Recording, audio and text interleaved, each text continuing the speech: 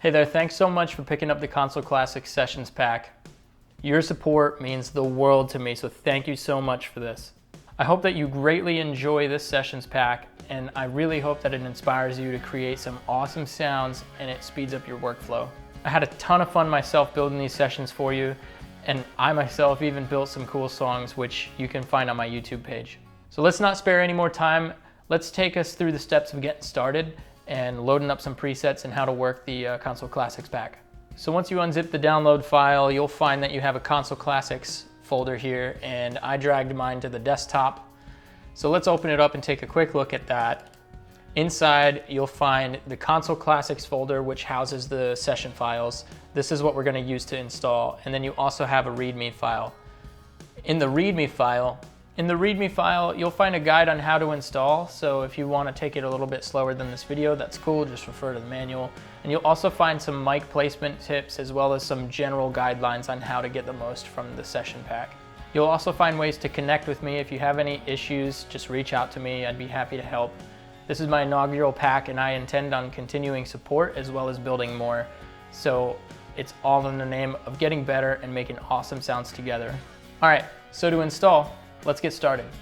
So installation's simple. All we're going to do is we're going to drag one folder into another folder, and then from there, the system will see it. So to find the folder that we need to install these into, we need to find the sessions folder under the universal audio folder in our documents. I've got my new Finder window here, and I'm going to go to Documents, and I'll see here the universal audio folder. From there, you'll see the sessions folder.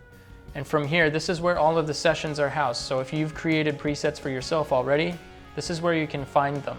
So let's install our new presets. So it's literally as simple as dragging and dropping. And from there, they're already organized by title. So you'll see acoustic, bass, electric guitar humbucker, electric guitar single coil.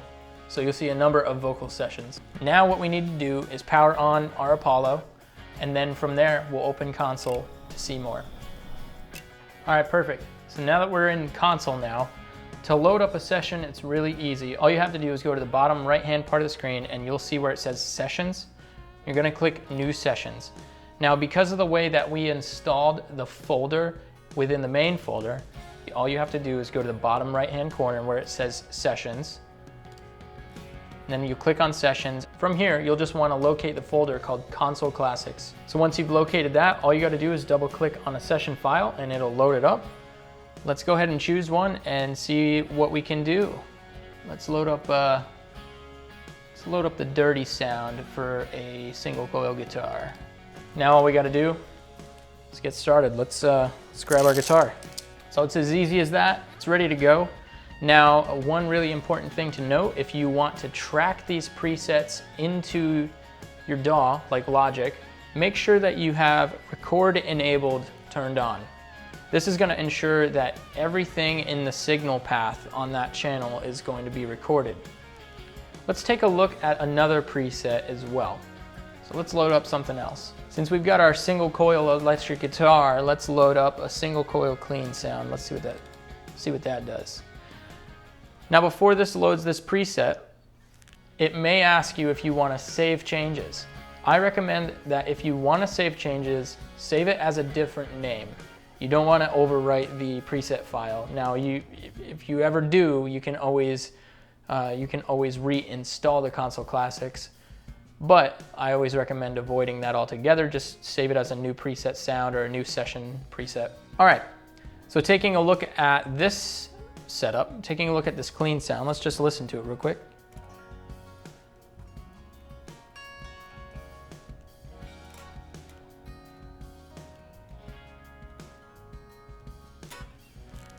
Cool, sounds beautiful. One thing to note that's important, we not only have sounds on the channel, but we also have an aux channel with like a bit of a delay, reverby kind of thing going on there. So if you go to record this one, in Logic, if you go to record this, or in any other DAW, and you just select channel 1, you're gonna get everything within that channel recorded, which is great. but it's not gonna automatically record the aux channel, so we have to set that up manually. Now, I always recommend doing that because after the fact, if you start a new session, you're gonna release all that DSP and you can save it later for, you know, on your mastering bus, or you can save it on and use DSP on like your mastering bus or your drum bus, and then you can just print those tracks and save DSP. Now, I made a video on saving DSP on my YouTube channel, which you can check out, and I highly recommend that. But for now, we're just gonna go through the process of tracking and taking a look at how to set that up. So let's jump into Logic now. All right, we're gonna create a new project. Now it's gonna ask me what input do I wanna choose once I create a new track. And we wanna do input 1, since that's where our guitar is plugged into. Once we create that, now we've got this, we can refer to our in-out matrix to know what channels to choose. So let's real quick just look at that. Let's go back to console. Now let's go to our settings.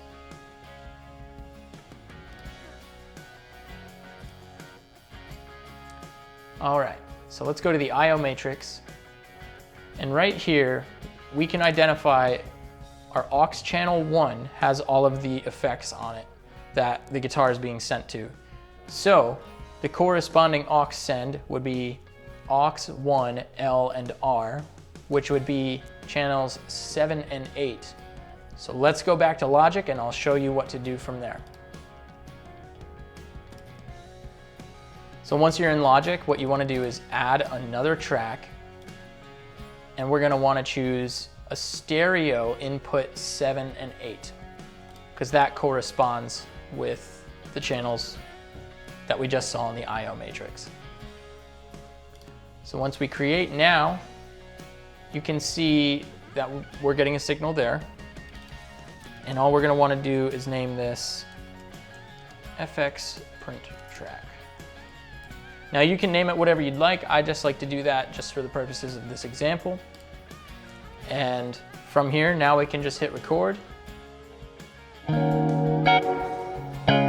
And now we should be able to blend in this effects track. And if we want more of it, all we have to do is ride that fader up higher to get the sound more wet, or conversely, we could pull the dry sound down lower. So that's it for this video. I really hope that you get some great tracks done, and maybe even hashtag or tag me on Instagram and let me know what you've done and what you've created with them. I look forward to seeing what you guys come up with. I myself, I'm gonna keep playing around with them, keep building tracks, keep doing the thing. And again, I really appreciate the support, so thanks so much. All of these principles on routing applies to every one of the console sessions that you have in the pack. So if you have any of them, just refer back to this video, refer to the README file, and it should be able to walk you through. And again, if you ever have any questions, feel free to reach out to me on Instagram at @stevekinney, or you can follow me on YouTube as well. And there's more videos on how to work the Apollo Solo there. There's some deep dives on the Apollo X8, as well as some other recording techniques. So it's a great little resource there that I'm giving you guys. But that's all for this video. I really hope that you enjoy the Console Classic Sessions pack, and stay tuned for more. Thank you so much.